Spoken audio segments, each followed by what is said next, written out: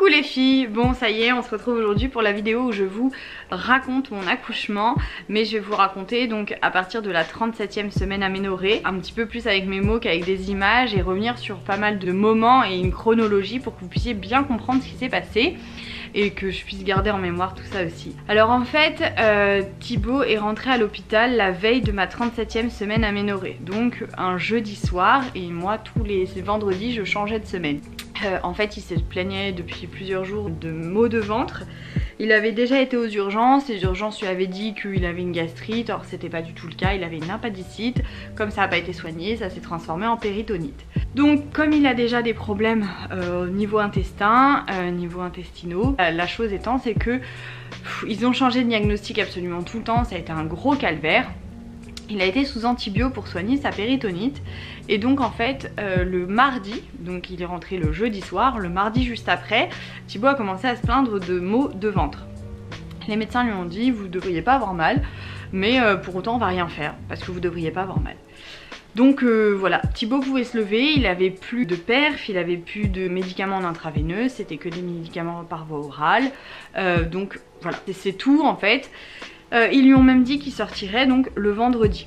C'est vrai que nous on allait voir Thibaut tous les jours à l'hôpital, il allait mieux en termes physiques, mais à l'intérieur réellement il avait mal. Et les médecins lui disaient que c'était bon, il allait quand même pouvoir sortir le vendredi. Ma maman était là, du coup à partir du moment où il est rentré à l'hôpital, donc le vendredi une semaine avant, à ma 37e SA, il devait sortir le vendredi de ma 38e SA. Donc ma maman est arrivée direct quand elle a su qu'il rentrait à l'hôpital et qu'il y restait, pour être avec moi, pour voilà, si jamais il y avait quoi que ce soit, parce que ma maman habite à plus d'1h30 de nous, et moi à plus de pratiquement 30 minutes de la clinique, donc 2 heures déjà, le temps qu'elle arrive. Nathalie vous dit bonjour. Le temps qu'elle arrive et que moi j'aille à la clinique, il y a 2 heures. Donc ça veut dire que en gros à partir du moment où je commence à contracter, il aurait fallu que je l'appelle et ça aurait pu être du fou travail à tout moment. Il s'est avéré que le lundi et le mardi de ma 37 et quelques jours, j'ai été à l'hôpital. Si vous avez vu mes vlogs, 2 fois de suite j'ai été à la maternité en urgence en leur disant bon, j'ai l'impression que ça travaille, qu'est-ce que c'est? C'était du faux travail. Et c'est là où on s'est rendu compte, bah, qu'est-ce qu'on fait? Parce que je vais pas appeler ma mère toutes les 5 minutes à faire 1h30 de route pour venir si c'est du faux travail. Donc quand on a su que Thibaut sortait normalement le vendredi de ma 38e SA, j'ai vu le gynéco la veille et je lui ai dit bah écoutez, moi une question d'organisation avec ma première, ma mère qui habite pas là, etc. Il serait bien que voilà, j'ai une petite aide, j'ai des fausses contractions, j'en ai énormément, ça me prend par les reins. Et de là il m'a expliqué bah oui mais en fait c'est parce que le bébé il est retourné, donc il est en train de regarder les étoiles, il a pas la tête face à mes organes. Et donc en fait cette position de bébé fait des contractions. Mais ça ne joue pas réellement parce qu'en fait la façon dont il est mis, ça génère que du faux travail en fait. Et lors de l'accouchement ça génère souvent l'utilisation des forceps pour faire sortir bébé, c'est des accouchements qui sont plus douloureux, etc. Quand j'ai su ça, le médecin m'a dit bah oui il va falloir faire des exercices, etc. pour que le bébé se retourne. Et c'est en fait pour ça que j'avais pas accouché plus tôt, parce que le médecin m'avait dit vous irez pas au bout, le bébé est très très bas, vous avez plus de col, etc. donc depuis 36 semaines vous irez pas au bout. Et enfin 35 semaines, non 34 semaines il m'avait dit que j'irais pas au bout. Et en fait j'ai été jusqu'à 36 en me disant bon bah du coup ça peut arriver à tout moment. Et en fait je sentais que ça travaillait mais en fait ça n'agissait pas. C'était à cause de ça puisque bébé n'était pas en la bonne position. Du coup je lui ai dit qu'est-ce qu'on fait? Il m'a dit c'est pas grave, à 8 mois et demi je vous déclenche. Je lui ai dit non par contre, donc en fait c'était déclenchement, c'est une journée, on se réveille un matin et puis on va à la clinique et puis il nous déclenche. Donc il n'y a rien de suspense, il y a pas voilà, on vit pas les choses de la même façon. Donc je lui ai dit non, moi j'ai déjà vécu pour Liana, j'ai pas envie de ça, j'ai envie de garder une petite part de suspense, même si j'aide un petit peu la nature, j'ai pas du tout envie de un matin avec le réveil en sachant que je vais rencontrer l'amour de ma vie numéro 2 quoi. Donc du coup un décollement des membranes, en fait au moment où il regarde le col, il décolle la placenta du col en gros. Et donc ça peut déclencher un accouchement, ça peut aider, ça met entre 24 et 72 heures et voilà. Alors il y en a qui disent que ça fait très très mal, moi j'ai absolument rien senti lors du décollement des membranes, mais genre rien du tout, même le docteur était genre stupéfait, je lui dis non je sens rien et voilà, mais il faut déjà être ouvert, donc moi j'étais déjà ouvert à 2 je crois, ou à 1 ou à 1. je me souviens même plus, je vous lis dans la vidéo, mais bref, heureusement que j'attends pas trop pour faire la vidéo. Comme je pensais que Thibaut sortait le vendredi, bah le jeudi j'ai fait le décollement en me disant bah de toute façon, même si ça se déclenchait dans la nuit, Thibaut est frais et dispo, il peut me rejoindre, et dans tous les cas si c'est le vendredi, bah il sort, donc c'est bon. Et si c'est le week-end, il sera avec moi, tout ça, c'est cool pour ma mère, enfin voilà, ça laisse une part de suspense. Il s'est avéré que Thibaut m'appelle le vendredi en me disant ça y est, je sors et tout. Et puis il me rappelle 1 heure après en me disant bah en fait non, il me faut faire un scanner. Et puis il me rappelle 2 heures après en me disant bon bah finalement j'ai un gros problème, il me regarde. J'étais là, ok, bon. Là ok, qu'est-ce qu'on fait? Je devais y retourner le samedi si le décollement n'avait pas fonctionné, donc il n'a pas fonctionné. Pour autant ça fait quand même quelque chose, voilà, ça aide quand même. J'y ai pas été évidemment puisque Thibaut se faisait opérer, donc du coup j'y ai pas été en me disant bah si jamais il y a un problème avec l'opération, il est hors de question que je sois en train d'être en travail, et voilà, il faut que je sois dispo pour lui. Donc j'ai pas été faire mon décollement le samedi. J'ai attendu, j'ai eu le médecin au téléphone, il m'a expliqué que Thibaut serait sur pied au bout de 3 jours. Donc je me suis dit bon bah samedi fin de journée, dimanche, lundi, voilà ça fera pratiquement les 3 jours, ce sera bon quoi. Puisqu'on était toujours sur la même peur d'accoucher en déclenchement si ça se mettait pas en route tout seul, la même peur bah, d'avoir un gros bébé puisque Nathalie était estimée à 3 kg au moment où je faisais les échos, au moment où je les faisais au moment du décollement, donc à 3,2 kg au moment de l'accouchement. Et je savais que ça passerait pas. Voilà, vous verrez par la suite, mais je connais mon corps, chaque femme est différente, chaque femme se connaît. Certes des fois on a des peurs qui sont non fondées, mais je me connais, j'ai pas peur rapidement et j'ai pas peur de rien comme ça. Il s'est avéré ensuite que du coup bah, le lundi je vais voir mon gynécologue en lui disant bah on en est où. Et en fait le dimanche, ce qui s'est passé, donc la veille du lundi, hein, j'ai fait les exercices pour essayer de retourner le bébé parce que bah voilà, la peur pareil de me dire bah je vais lui mettre les forceps, enfin ça va être cata. Ce genre d'accouchement, je vous ai fait des sondages sur Instagram et vous m'aviez dit ah ouais non mais c'est chaud quand le bébé n'est pas dans le bon sens. Donc j'ai fait des exercices. L'exercice étant c'est de mettre le ventre en apesanteur. Qu'est-ce qu'on appelle mettre le ventre en apesanteur? Bah par exemple je me mettais derrière le canapé, je mettais bah, les fesses en arrière, je faisais un pont en fait. Donc mon ventre était en apesanteur. Et puis bah, je discutais avec Liana qui était bah, sur la table en train de faire de la pâte à modeler, etc. Et donc je restais comme ça et je suis restée bien 1 heure, 2 heures comme ça. Il y a d'ailleurs la vidéo dans les vlogs et tout où je suis comme ça et j'ai des grosses contractions. Et en fait bah, du coup le bébé s'est retourné le dimanche. Et là, bah alors là je vais vous dire que tout de suite j'ai compris qu'effectivement si c'était retourné avant j'aurais accouché bien avant. Puisque bah là il est descendu d'un coup, mais alors encore plus, enfin déjà que j'avais un col qui était effacé, là il est descendu, il s'est engagé vraiment. Des douleurs dans le vagin, des contractions qui étaient plus douloureuses et plus du tout de contractions par les reins. Le lundi je vais quand même voir mon gynécologue pour savoir bah, ce qui se passait et savoir un petit peu où j'en étais. Bah du coup voir pour le décollement des membranes puisque pour moi Thibaut allait aller bien, etc. Donc Thibaut demande un transfert à la clinique parce que bon bah voilà on a senti le truc venir, sachant que tout le dimanche j'avais des douleurs dans le vagin, que ça poussait en fait, ça me poussait, j'avais des contractions qui étaient plus douloureuses, mais pour autant ni régulières, ni fréquentes, ni douloureuses au point de voilà, juste je les sentais plus que d'habitude. Et par contre la sensation dans le vagin c'était terrible. Et le médecin me dit oulala, mais là c'est imminent. Il me dit voilà je vous revois dans la journée de toute façon parce que bah voilà là le bébé est engagé. Donc, il me dit ça travaille. Il me dit qu'est-ce qu'on fait avec le décollement. Je dis bah naïvement Thibaut arrive à la clinique, c'est bon, il va mieux, enfin voilà il se remet. On y va pour le décollement, si ça arrive dans la journée, bah c'est pas plus mal, comme ça voilà, plein de choses. Si ça arrive dans la nuit, demain, bah on est bon quoi, Thibaut est à la clinique, je suis bien. Donc, du coup on le fait quand même si on savait très bien que voilà c'était imminent pour moi. La journée ça a continué de travailler, j'ai pas fait de sport, rien, j'ai pas été marcher et tout, je me suis quand même, voilà, j'ai fait mes petites choses avec Liana. Déjà la veille de toute façon Liana avait pressenti de la chose puisqu'elle était très maman, elle voulait s'endormir avec maman alors que normalement c'était que mamie. Je pense qu'ils le ressentent hein, les premiers quand c'est comme ça, donc décollement ou pas de toute façon le lundi j'accouchais, le lundi dans la nuit ou peu importe, mais c'était franchement j'en suis convaincue de chez convaincue. Le lundi je fais ma journée, on fait des crêpes avec Liana, on va se balader avec ma mère. Le matin, on récupère donc Liana à l'école, l'après-midi sieste, crêpes, etc. Enfin bref. Et puis on est parti voir Thibaut à la clinique. J'ai dit à ma mère, dans le doute, je prends toutes mes affaires, maternité, clinique, etc. parce que ça pousse tellement que je vois pas comment ça peut pas être aujourd'hui. Et déjà la veille je me disais pareil, je me disais non mais je vais accoucher la nuit, tu vas voir le truc. On arrive voir Thibaut et puis je continuais, là je commençais à avoir des contractions, etc. Un tout petit peu plus douloureuses. Mais franchement mais tellement supportable et pas du tout fréquente. Au moment de partir d'avec Thib, lui déjà ça allait pas bien. Il commençait à avoir très mal au ventre, pas très bien du tout. Enfin voilà. Et là je me suis dit bon... je m'attendais pas déjà à cette réaction de sa part qui soit vraiment pas bien comme ça. Donc dans le doute on s'est dit bon bah on est à la clinique, on va aller voir le gynéco, les sages-femmes, voir si elles veulent me faire un contrôle ou sinon je rentre et puis voilà. Aucun intérêt de rentrer pour revenir 2 heures après si ça se mettait en route. Et puis alors qu'est-ce que j'ai bien fait. Donc du coup mon petit frère était là avec nous pour voir Thib. Donc du coup il a emmené Liana se poser à la cafette en se disant bon bah si jamais elle les gardait, je ramène Liana chez moi. Et ma mère restait avec moi pour l'accouchement. Et c'est ce qui s'est passé. À la base, les filles me disent, je sais pas, c'est peut-être un faux travail. J'étais ouvert à 4. Et en fait, les filles me disent, ah ouais, mais ça se trouve, 4 pour nous, c'est 2 pour le docteur, parce que bah on n'a pas les mêmes doigtés, etc. Nanana. Donc je me disais, bon, j'avais pas des contractions régulières, elles étaient pas très fortes pour moi. Enfin, elles étaient plus fortes que ce que j'avais toujours vécu, mais ressenti, mais...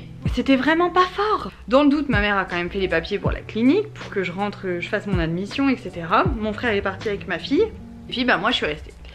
Et donc ils me disent bon bah voilà, il y a beaucoup d'accouchements ce soir, qu'est-ce qu'on fait? Est-ce qu'on vous perce la poche des os?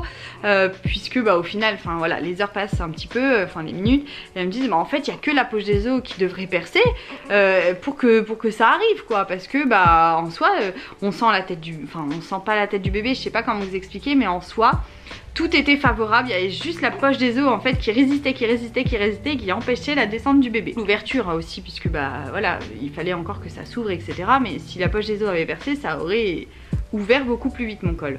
Donc je dis non, moi on me perce pas la poche des os, ça va se faire naturellement. De toute façon si on est là, on est là. Ma fille est avec mon frère, elle peut dormir chez lui, ma mère ira la chercher après. Ma mère est avec moi, mon mari est à l'hôpital dans la même clinique, c'est tout bon. Je dis non, je veux pas qu'on accélère le travail, c'est mon dernier accouchement, je veux y aller, voilà. Je veux en profiter quoi, clairement. Donc du coup on a attendu, ma mère était avec moi, on rigolait, elles m'ont demandé si je voulais la péridurale, donc j'ai dit bah oui mais pas maintenant, enfin voilà ce serait dommage de la mettre maintenant, j'ai envie de ressentir un petit peu les choses. Mais en fait c'est que c'était pas fort pour moi, donc si vous voulez j'avais aucun intérêt à mettre la péridurale. Elle me dit bon on va quand même vous poser l'embout de la péridurale avec le cathé etc pour tout ce qui est après l'ocytocine pour faire sortir le placenta. Elle me dit on n'a qu'à faire quelque chose, c'est qu'on vous met une péridurale ambulatoire. Je lui dis bah qu'est-ce que ça veut dire? Elle me dit bah en fait c'est la moitié des doses qu'une femme normalement veut avec la péridurale. Et du coup vous n'avez pas les jambes complètement endormies, vous pouvez quand même vous en servir, donc c'est-à-dire marcher, faire du ballon, etc. Et vous avez, si vous appuyez pas dessus, bah, ça vous lance pas de dose. Si vous appuyez, c'est des moitiés de dose que ce qu'une autre femme va avoir avec une péridurale normale où on doit rester dans le lit. Je dis bah allez vas-y, c'est un bon compromis, c'est assez cool. La sage-femme était géniale, franchement elle s'appelle Angélique. Elle était géniale, rigolote au possible, arrangeante. Franchement c'était vraiment un bonheur d'accoucher avec elle.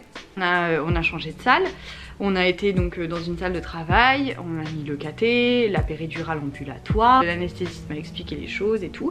Puis j'ai fait du ballon, j'ai rigolé avec ma mère, j'ai fait des vidéos, je vous ai filmé l'accouchement, enfin des moments, je postais des stories, j'écrivais à mes meilleurs amis, enfin voilà vraiment c'était cool. Thibaut prenait des nouvelles, plus avec ma mère qu'avec moi parce que il est toujours un peu angoissé. Et ce qu'on savait pas c'est que lui de l'autre côté il était vraiment pas bien, il avait vraiment très mal au ventre, mais ça il nous le disait pas et puis de toute façon le travail était lancé donc là on pouvait plus rien faire. Un moment elle m'a examiné, elle m'a dit bon il n'y a plus qu'à la poche des os à percer. Donc à un moment je sens quelque chose, je lui dis ah je crois que la poche des os a percé, en fait non c'était le bouchon muqueux qui s'est fini, donc j'avais du sang etc, mais c'était pas la poche des os, bon. Et elle me dit bah quand même il reste que ça etc, je lui dis non mais on attend, bon. Ouvert à 10, elle me dit bon bah allez ça y est c'est parti, votre bébé va sortir en gros dans sa coque, enfin elle m'explique un peu les choses et tout. Puis alors on se met, le gynécologue arrive, ça y est, ça commence, ma mère appelle Thibaut en FaceTime, on continue de rigoler, la clinique va être filmée en baby boom d'ici peu et ça sera diffusé en février donc sur la télé. On parle de ça, enfin bref, vraiment cool quoi. Et en fait je ne sentais pas les contractions. Non que la péridurale ait fait un effet ou quoi que ce soit, puisque je n'ai pas appuyé depuis qu'il me l'avait posé et que c'était le test en fait, la dose test. Je n'ai pas du tout appuyé, mais je ne ressentais pas les contractions, elles étaient vraiment pas fortes. Moi tout s'est passé dans le vagin. Et pour Liana aussi, avec Thibaut, je lui disais oh là là, ça me pousse, c'est désagréable, mais j'ai senti aucune contraction. Donc apparemment ça arrive qu'il y ait des femmes comme ça qui n'aient pas des contractions douloureuses. Enfin des fois j'étais là, j'étais comme ça, maman et tout, j'ai une contraction, mais c'était pas genre à en pleurer, à être pas bien. Pour pousser c'était compliqué en fait, puisque alors ce qui était génial c'est que je ressentais comment pousser, parce que j'étais pas endormie, donc du coup c'était beaucoup plus simple et mes poussées étaient beaucoup plus qualitatives disons. Ça passait tout seul en fait, une poussée c'était vraiment, voilà, j'aidais vraiment bien le bébé à sortir, mais je sentais pas, donc on loupait plein de contractions et tout, enfin bref, au moment où je pousse, et là d'un coup, un jet d'eau qui sort, et là, je me dis mais qu'est-ce que c'est? J'étais dans un état les filles, j'étais rouge écarlate et tout, genre oh là qu'est-ce qui s'est passé? En fait ma poche des os a percé, et en fait c'est vrai sur la vidéo comme ça filme, le gynéco il est là comme ça, et il sait que ça va péter et tout, et il est en train de se décaler, et en fait là d'un coup ça pète, donc il en a plein le bras et tout. Je m'excuse 120 fois, je suis désolée docteur et tout machin, donc on rigolait. Il me dit ah non mais c'est l'accouchement le plus, je pense que du fait que ce soit filmé, qu'il y avait le FaceTime avec Thibaut, que je rigole, que j'étais là en mode je sens pas mes contractions, enfin c'était pas un accouchement commun quoi. Et donc voilà, on a beaucoup rigolé. Et puis après il m'a dit bon là faut qu'on pousse parce que le bébé fatigue, donc voilà, parce que c'est vrai que pour le coup comme on sentait pas les contractions, même la sage-femme elle avait du mal à me dire là faut pousser, c'était voilà, c'était pas facile. Donc là j'ai poussé, et alors c'est là où j'ai dit mais pourquoi j'ai pas la péridurale en entier?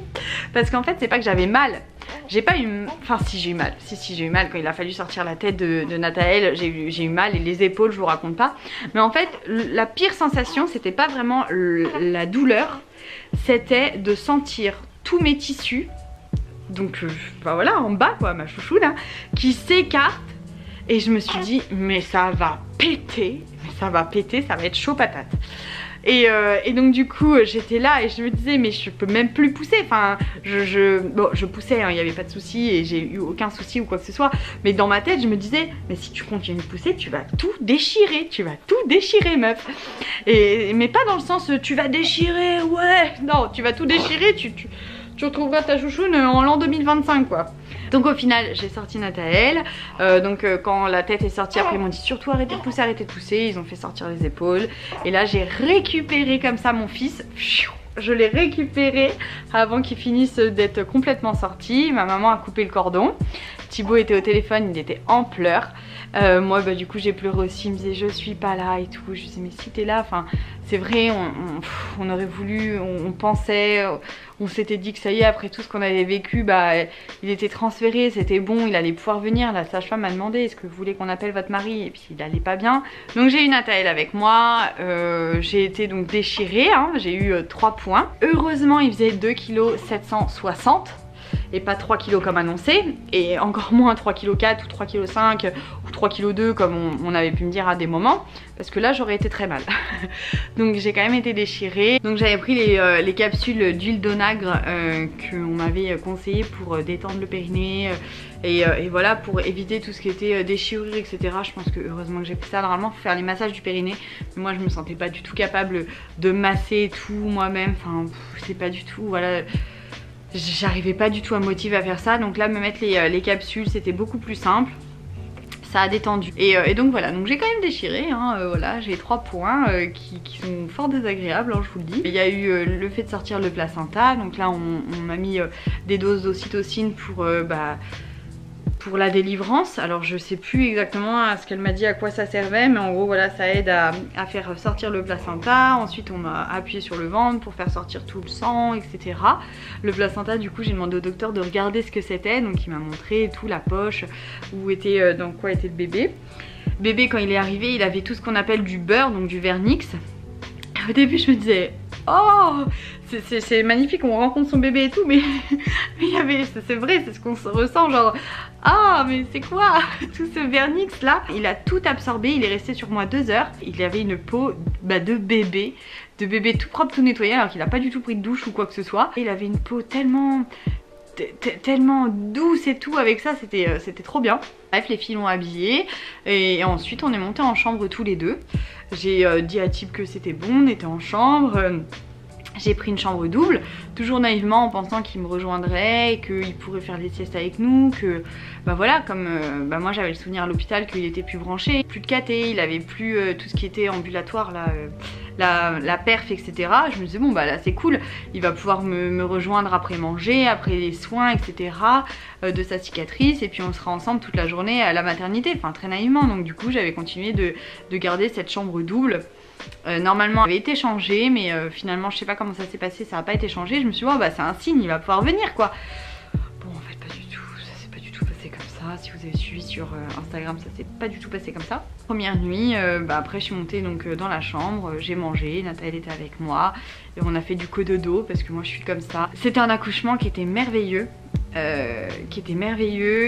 a été facile, qui a été rapide, parce que mine de rien ça a été très rapide, qui a été atypique.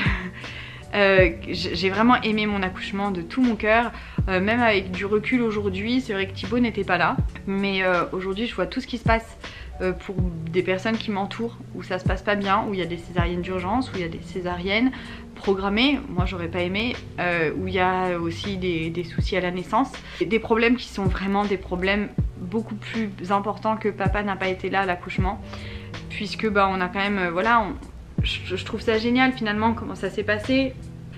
Mais quand on en fait le bilan, voilà, ça pouvait pas se dérouler mieux dans la situation dans laquelle on était, puisque dans tous les cas j'aurais accouché plus tôt à partir du moment où bébé était retourné, que enfin voilà, tout s'est fait comme ça, on peut pas regretter.